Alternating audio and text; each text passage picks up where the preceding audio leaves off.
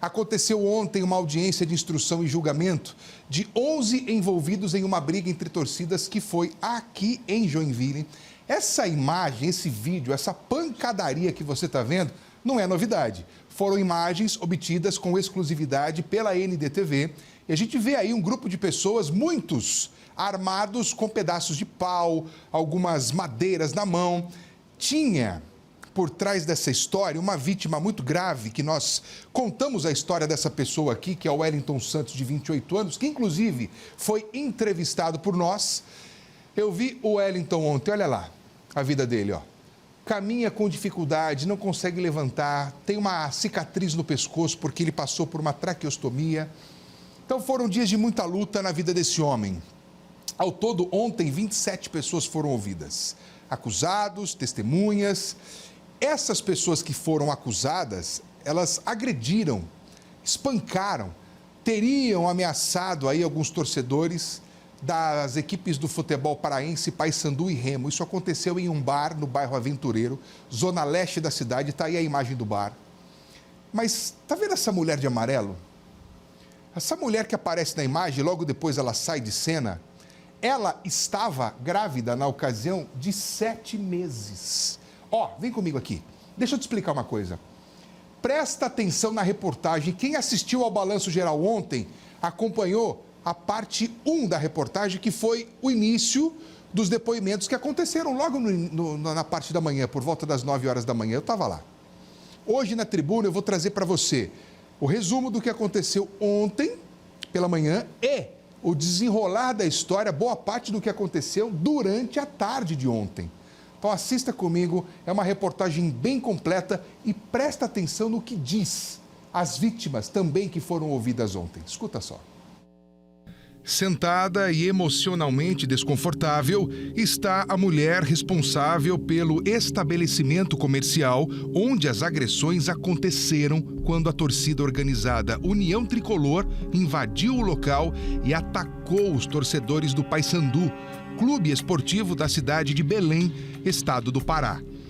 Na ocasião em que o ataque dos torcedores aconteceu, ela estava grávida de 7 meses.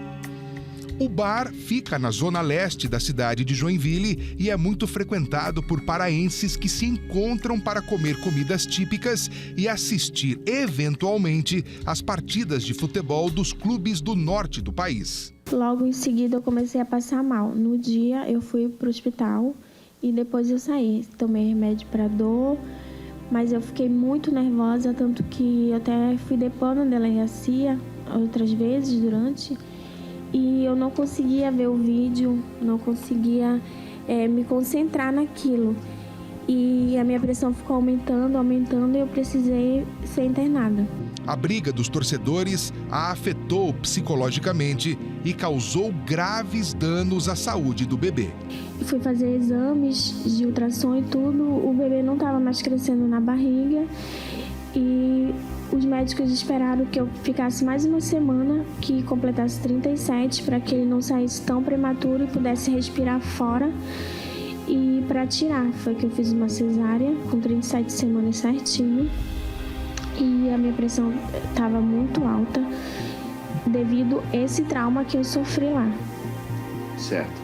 E hoje, como é que está a senhora? Como é que está a vida do seu filho? Como é que está psicologicamente em função disso? Ainda muito abalada, meu psicológico, assim, eu tenho medo de tudo, assim, de tumulto. Eu vejo as pessoas já ficam nervosas, parece que vai acontecer alguma coisa, tanto que eu nem queria estar aqui depondo, sabe? Wellington Santos, de 28 anos, foi agredido e ficou 26 dias internado na UTI. Ele recebeu alta hospitalar após mais de um mês de internação e tratamento, e ainda assim com sequelas. Não consigo andar direito e sinto um tremor no meu corpo e também meu pescoço dói muito. Agora eu não estou conseguindo mais trabalhar.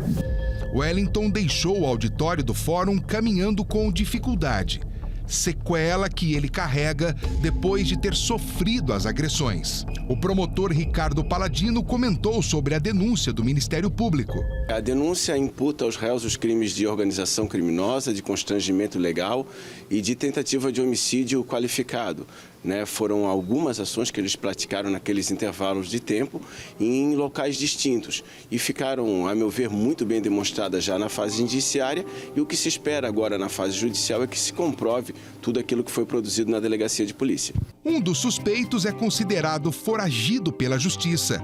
Ele deverá prestar depoimento por videoconferência na primeira audiência de ação que investiga a briga que aconteceu em Joinville. O Ministério Público se posicionou contrário a esse pedido. A gente acha que essa posição de se afastar da Justiça, de não querer comparecer presencialmente, só demonstra um pouco caso com a gravidade do processo em curso, mas infelizmente existem já precedentes, decisões em tribunais superiores que permitem que se faça. Então, para que não haja o risco de uma eventual nulidade de um processo tão complexo, acabou se decidindo pela realização do interrogatório por videoconferência em relação a esse réu. A defesa dos réus Lucas e Vinícius Baia, suspeitos da participação das agressões, confirma o envolvimento deles na confusão, mas considera equivocada a denúncia do Ministério Público. Demasiado pesado a acusação de imputar a eles uma tentativa de homicídio, Entendemos pela prova dos autos, pelas imagens que constam ali, que houve uma briga entre as torcidas, Mas a imputação de uma tentativa de homicídio, entendemos que é demasiado pesado essa acusação. O que a defesa vai trabalhar para tentar provar que eles mesmo participando disso, não tiveram a intenção de matar a vítima? O que vamos provar através das imagens, através da prova testemunhal ali, que não há esse dolo por parte dos acusados, em cometer o crime de homicídio. 27 pessoas foram ouvidas aqui no auditório do Tribunal do Júri, no Fórum de Joinville. 16 são testemunhas e outros 11 suspeitos de envolvimento na briga, sendo que 2 deles estão presos preventivamente. A tua família, alguém da tua família, sabe se procurou por ele ou por alguém da família dele? Na época que ainda estava na rua, a gente procurou... Procurou quem? Não sei dizer, porque ele estava num contato de alguém da torcida e a gente ajudou. Ajudou como? Com dinheiro para a cesta básica, essas coisas. Lucas Baia admitiu ter participado da briga e negou ter golpeado a vítima com a intenção de matar. Ele chegou a se emocionar ao lembrar da filha. Você casado com essa criança, ela reside contigo. Sim. Eles dependem de você na questão de salário, de alimentação, salário? Sim, são dependentes de mim. Rude Dantas Siqueira disse para a promotoria ter golpeado Wellington, mas negou que a intenção seria tirar a vida do rapaz. Eu só desferi os golpes na hora que ele errou a cadeirada em mim. Ele errou a cadeirada em mim, eu meio que desferi os golpes nele. Além do senhor, outras pessoas estavam com pau, madeira, taco de beisebol? Eu acho que eles acharam ali pedacinho também. É? Eu vi o meu, achei o meu do pedaço ali que eu estava na mão. Certo.